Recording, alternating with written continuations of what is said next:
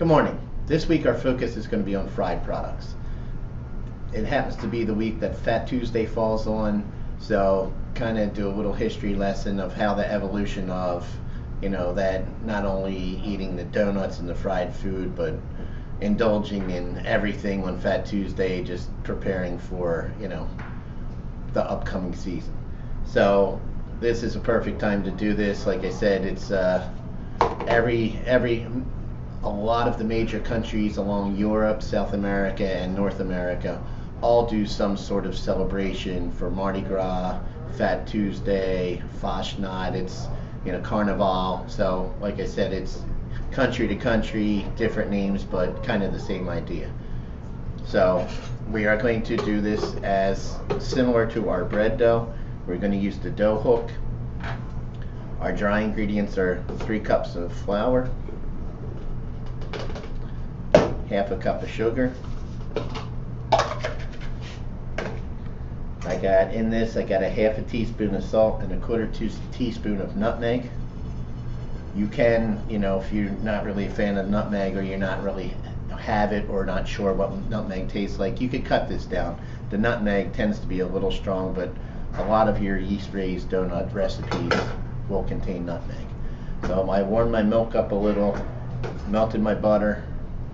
So this is 28 grams or 1 ounce of butter, 1 cup of milk, 1 egg, and yeast I have 2 teaspoons.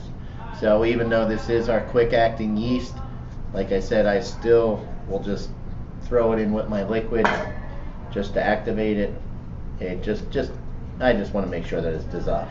So this will be a straight dough method, like I said, similar to our bread. And as it's mixing, kind of go through the next steps. So I'm going to give that a few seconds, let that dissolve. What I like to do with my liquid ingredients, put them all into a bowl, especially the egg, make sure that there's no shell. When you are using the melted butter, if your egg is cold, just remember, do it somewhat quick because your butter will start to congeal. So since my milk is warm, that'll help the butter not congeal. So like I said, just giving it a quick mix. Make sure my yeast is stirred in, and then this is our straight dough. You're going to throw everything in all at once.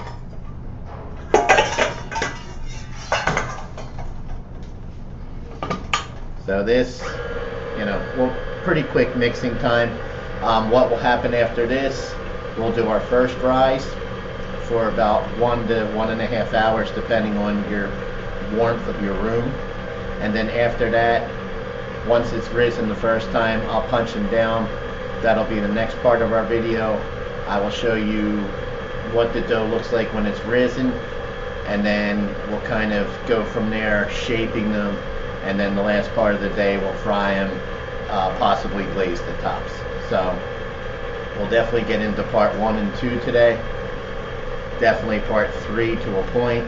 And like I said, after that, we'll kind of see where we are finishing. But the main purpose today is kind of that introduction to our fried products. So part of this week's, extra credit assignment will be to kind of research what countries do, kind of pick one country and see what they do. So even within the United States, obviously New Orleans is that big spot for this, but there's also different parts of our country that celebrate this too. So you'll definitely see, bigger areas. So I'm going to just scrape everything down, make sure we're mixing in real good. And like I said, you'll kind of see as it starts to come away from the bowl, as it starts to mix, you'll start to see that gluten development. There won't be a really large amount of gluten development, but you'll see it coming together and become elastic. So with this, we're using all-purpose flour that has a little less protein than our bread flour. So like I said, it'll be stretchy to a point, but it won't really look like what we were doing with our bread doughs.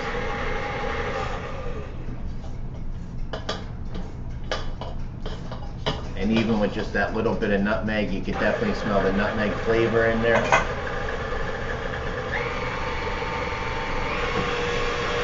You can do this somewhat medium to moderately high speed. Once it starts to come together, it's going to work it. This recipe can be done by hand. or it can also be done in a bread machine. So just remember, depending on the equipment you're using, the directions might be a little slightly different. So with the bread machine, there's actually a mixing.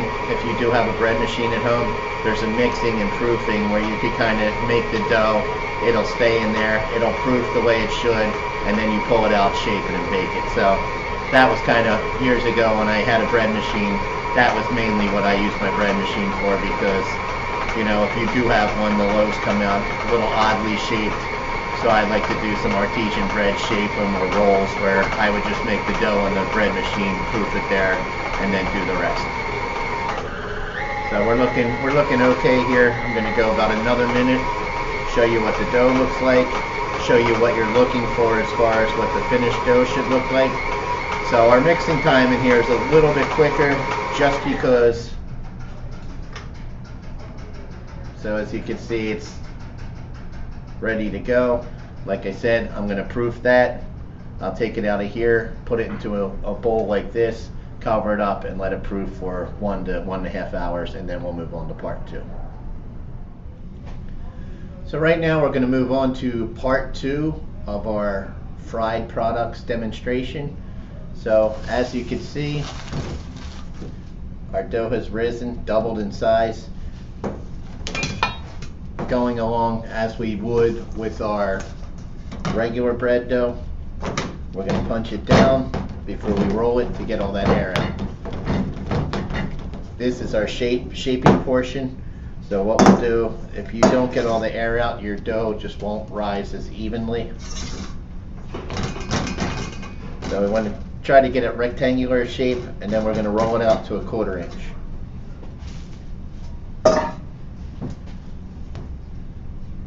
So for most items that you're rolling out, you want to make sure you got lightly floured surface. Flour up the rolling pin. All your contact areas should be floured so we don't get any sticking.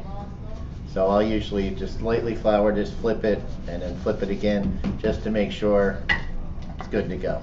Now with this, we will re-roll. After we cut our first few, we will take the dough and re-roll the scraps. I know with some stuff, especially like more delicate stuff like pastry dough and tart dough and things like that, you know, the stuff will get tough afterwards. This you can re-roll, and really all it's doing is just getting a little bit more development in it. So we're going to go a 1/4 inch. So if you're not sure what a 1/4 inch looks like the first few times you're making this, grab yourself a roller, but make sure that roller is something that you're just using for baking and not other stuff, so you know we're staying sanitary. Once our dough is rolled down to a 1/4 inch, there is actually a cutter that is a donut cutter. It'll have an outer ring and a smaller ring. Most people don't have them, so what I'm going to show you today is just doing it with 2 different size rings. So if you don't have cutters, it's a good thing to get, just because it gives you a variety of sizes and shapes. So if you're thinking about a regular donut, you know, your middle hole will probably be one of these 2. We'll go with, I'm going to go with the bigger one just in case. Look at the rest of our set out here. So what you would do, take it, cut them in turn, make sure it cuts all the way through your product. And like I said, there's definitely tools made for donut making, so if you start making them a decent amount, you might want to invest and get some of the tools. So what I'll do is take my first part out, put that back together. I have my board in the back. So again, lightly floured.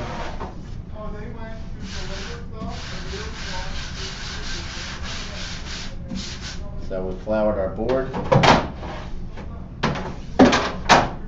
And then we're going to cut out. When you're doing this part, try to get them as much in the middle as you can. And you could either take the insides, put it back with your dough, or if you wanted to do like a donut hole, you could fry them up also. Add them underneath a wet towel so they can rise up. If you have a proofer, we can put them in there. I generally don't put them in the proofer, they just seem to rise too quick. So our ones that look like they rose a little bit more, I'll demonstrate cooking them. And what we'll do, we'll cook them fully on one side and then flip them to the other. So right now I do have a digital thermometer hooked up. If you have a donut fryer, you can regulate the temperature, or even a regular fryer. You just want to be careful if you're using a common fryer that, you know, fish or other stuff hasn't been cooked in here as far as allergens. So when you do it, just lightly drop them in, making sure you're not getting the oil to splash up. And like I said, I'll demonstrate cooking a few. You can tell when the temperature is pretty much approximately on, because your donuts will rise right to the top. So I'll demonstrate cooking these, and like I said, you don't want to keep flipping them back and forth. The trick with this is you want to make sure that they're fully cooked inside and not really, you know, gummy. So this is where you got to play with it a little bit, just as far as temperature and times. If you're using a cast iron skillet, stick with a cast iron skillet all the time. If you're using, you know, a kettle or something else. But like I said, if you end up doing this a lot, they do have small portable models where, you know, you can make your donuts, but it's not taking up, you know, 7-8 foot. So they do come in a lot of variety of models. Some of them are conveyor belt driven. So once you kind of figure out your recipes, like Dunkin' Donuts and places like that, they'll run them through a conveyor, and when they basically get to the, you know, the end of the conveyor belt, your donuts are done. So I'm going to kick my heat up just a little bit. So we're running a little bit low on our temperature. Like I said, it's kind of hard adjusting your temperatures when you're doing it in a pan such as this. It's doable, but we're starting to get back up now. So if you can see these, they've risen up because, again, just like when we're doing bread, once you put that in there, since there is yeast in there, you'll get that, you know, that spring of your yeast pretty much right before it dies. It's gonna get that initial spring up of your donuts. So as you can see, when I put them in, they pretty much doubled in size. Look like about a ½ inch. These ones still got to go a little bit longer. And like I said, these ones, you know, takes a few minutes to cook. Pull this one out. So for demonstration purposes, I'll show you one.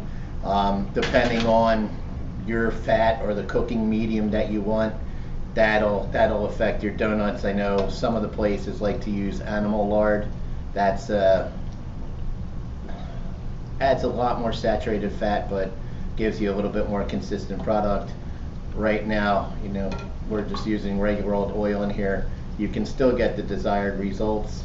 It comes out a little bit darker. So I got one over there that looks really good. And like I said, just make sure that when you're doing this, we want to regulate our temperatures, because if it's too low, they'll get soggy. If it's too hot, they're going to burn. So 350 is the optimum temperature for this recipe. Other recipes that we use will be different, but this one is, like I said, for a home one, it's not a bad recipe. If you're cooking them and they still seem a little bit soggy in between, you could just kind of finish them off in the oven if you need be. Like I said, just watch.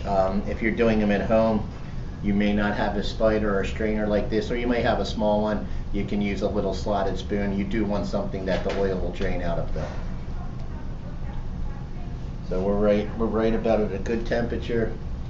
If you can see our donuts now, we'll